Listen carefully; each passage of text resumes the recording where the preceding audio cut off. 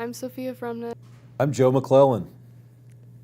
I'm Sophia. Wait, yeah. I was going to say a whole legal name there, but I realized I kind of already did.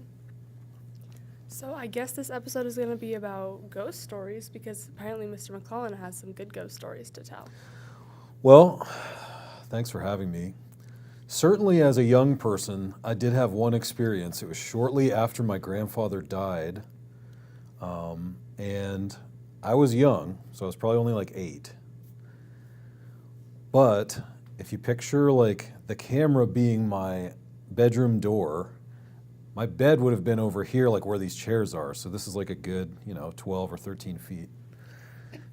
And I was laying down. It was a Sunday morning. It was like the Sunday after my grandfather Stanley died. And I was snuggled in bed, and I was so nice and warm, thinking like, I'm 8 years old and I'm in bed. And my mom was saying, get up, we have to go to church. Get up and put your clothes on, that kind of thing. Get ready. And I was just kind of snuggling, as one does. Yeah. And she had probably asked me like 3 or 4 times. And then I wouldn't get up, and all of a sudden, my whole comforter, like, it didn't like slide down. It like lifted up and off of me. And I thought it was my sister Carrie, who I was ready to like stand up and punch, And so as the comforter like flew up off the bed, I like sat up and was like ready. And then she wasn't in there. There's no way she could have pulled it off and then run out the door, because she would have had to go like step, step, step, step, step. And so I sat up and looked around, and the room was empty. And then I got up as fast as I could and like started putting my clothes on.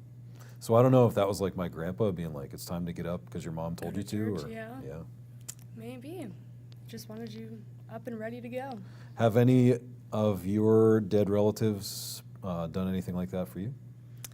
I don't know. Let me think. Oh, you know what? I'll think. Do you have another one? I do. I'll think while you talk. But I hope this is going out on Sophia Live, because I didn't click the one little button that we need to click. So let me see if it's happening. Yeah, let me see if it's happening. Switch account, Dragon's Lair. Go live. Get started. Oh, this will go live here. Oh boy. As soon as I got done telling the story, I thought, I'm pretty sure this is not happening. Oh wait, it says live. This is like Inception. Yes, there we are. All right, this is slick, because now I don't even have to do anything. Sorry about this short interruption. Yeah. Yes, I do have another story that happened to me. Okay. I was working. Do you have any stories? I don't know. Maybe. You keep going, and then I'll think. Another thing happened to me when I was working at the state hospital grounds. Oh, gosh. I was in the stone building, which is a very long, skinny building. Yeah. And it has little offices on each side. And at the end is a stairway that you would come up to the second floor, which is the floor I worked on. And then there was like I don't even know what to... Is that the old LEC building? Yes, I worked... That's where my mom works right now. Oh, I worked at the LEC. Yeah. Yes. I've been there. Okay, so you can maybe picture the building anyway. Yeah. Well, if your mom... Does she work in the middle where the elevator is? Near the elevator, yeah. Yeah. So that's where the staff would go in. Like, I would park and just walk in that middle part and then go up the elevator and then down to my little tiny office. Yeah. But the students would come up the very end of the building was a stairway. We had a snowy day, and it was a 2-hour delay. And when the 2-hour delays would happen, we didn't have any students in the morning, because by the time they got to their school and drove to the LEC, there was really no point, because they would only be there for a little teeny bit and then they'd have to go back. So I was standing with the other teachers. There was like the math teacher and the art and music teacher. And so we're standing around kind of shooting the breeze, like, oh, did you see that thing on TV last night? And we're just talking. And then we noticed that the science teacher was not there. His name was John Fedak. So Mr. Fedak is kind of late. It's not an uncommon thing, because sometimes people have to drive and it's kind of snowy. And so we're talking. Well, then we look down, and we could hear the door where the students usually come up open because it had an alarm on it, which would go like this. Rare, rare, rare, rare. And so we hear that sound and look down, and I was like, oh, here he comes. He's finally showing up. Nice of him to join us while we're all here working, and just kind of saying some sarcastic, mean things, as I tend to do. Yeah. And then the other teachers like also looked down, and we saw this person walk like straight across the hallway from where the stairway door is, Okay. and go into the door that was straight across, which I thought was weird because it's a very small janitor's closet. It was only like as Yeah. wide enough to like shove a thing in, and that we didn't keep anything in there. It was not like a teacher storage. There were like tissues, toilet paper, and paper towels, and like a mop. Yeah. And so we're still talking, and then after a couple minutes, we said, why did he go into the custodian's closet, and like, why is he never coming out? And this is weird. Maybe it was Brenda. So we went down the hall. It was like the math teacher and myself, and we went down the hall and opened the door, and there was no one in there, and he wasn't there yet. And then like later, he came in from where the elevator was, and I was just like, we definitely saw a person come through that door, but it was Yeah. more in my remembrance, it's more of it was like a dark figure that we just thought was him. Yeah. And that is not the only ghost story I've heard about the LEC, but that's the one that happened to me there. Yeah.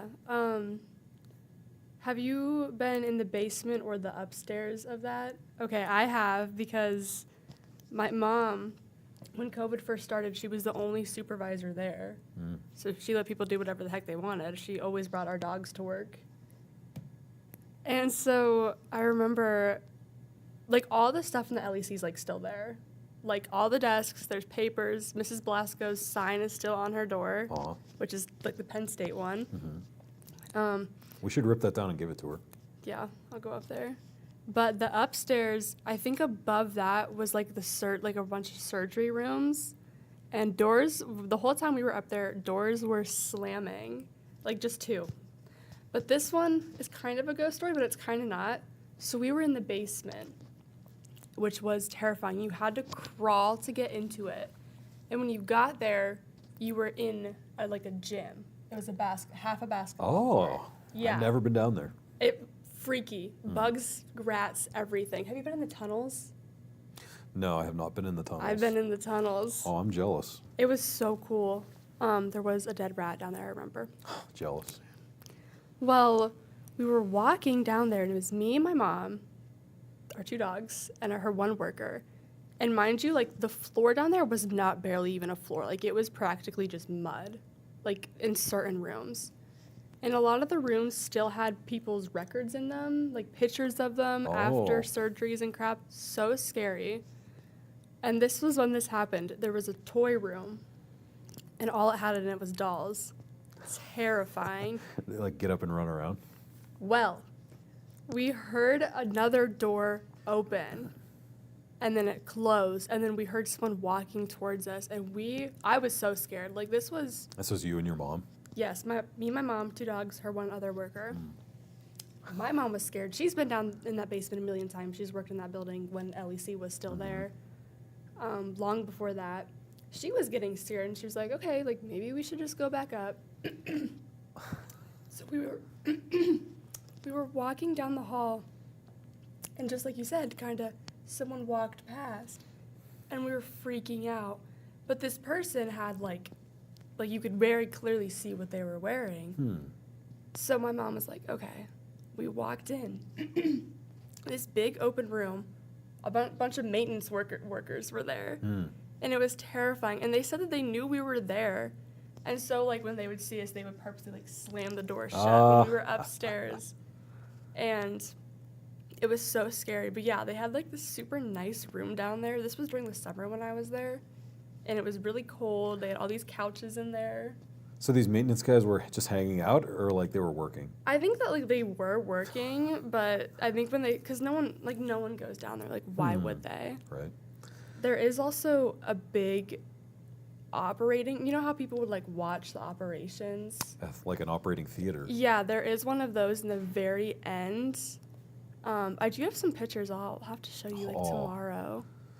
But There was one lady I was working with there. She taught English, and she said she was there at night by herself at like 6, but it was winter, so she said it was dark. yeah. And no one else was in the building. She was just like typing on her computer, and she started to hear like papers crumpling. And she looked over, and all the papers in her trash can were like smashing down, like someone was stepping on them. And then they all started to like come up and like fall out onto the floor. Oh. And she just grabbed like her coat and ran out the door, she said. I And don't she blame never her. worked late after that, which That- I don't blame her. That place is the state hospital grounds are so fascinating, but it's so scary. Another thing that really creeped me out, so you know how like all the doors were like painted like a fun color? Well, when you go up there, they're all just wide open. And it like that just in general like creeped me out anytime I would go up there with my mom. We should propose like an on location. We should wait for like a dark and kind of stormy day, and then you should just travel there and broadcast live first period from that area of the state hospital. Oh, well, I'll have to ask my mom. She told me she'll let me come up whenever because Thanks, Mom. since COVID, I think she's still the only supervisor there now. Mm. But half their building they like don't even use. Well, the whole building, like those stairs you were talking about, we have to walk so far down past offices that like just are not used to go upstairs Yes. to the LEC, and then That again in and of itself is creepy. It's just kind of like a lot of empty space. it is, and everything is left there. We have the shock treatment. Like, you know how, like, they would have, like, those rods in the shock treatment? Yeah, we should bring that in and test it. Well, they're at my house. My mom stole them because Oh. they just sit down there. Sure. Me and my friends always joked about these, like, we called them, like, the lobotomy sticks because they were just these big, long rods, and they're in a very nice box. It's, like, 18-something Philadelphia. That's And what I then- was told, is that they did lobotomies in that building on the 3rd floor. Maybe. But yeah, the shock treatment one, it's like just this big box with all like the knobs on it. I think that's the shock treatment. I don't know. And then like 2 sticks then- where you would like stick the sticks on someone's head. Yeah, it's those. Oh, man. And then there's tubes that like you can still see like some stuff in the bottom of Oh. them. Brenda must be freaky if she wants to take these home and just have them in our house. We Yeah. also live right next to the state hospital. Oh, okay. We live like well, I don't really care if I say this. We live on Vine Street. Okay. So, but yeah, the tunnels, they're actually really nice. That's how I've kind of envisioned them, because it's, as far as I knew, it was for staff to like travel between the buildings. Yeah, very wide open space, and it almost, like when I first went in there, you would not think that lights were lighting it up. Like it looked like it was just a sunny, bright day lighting it up, besides all the dead animals. But it was nice. That was probably the nicest part of the basement. Yeah, I'd like to travel back up there and kind of see what is the same and how creepy the whole thing is. Have you been inside? That's it for Sophia Live. I have to leave.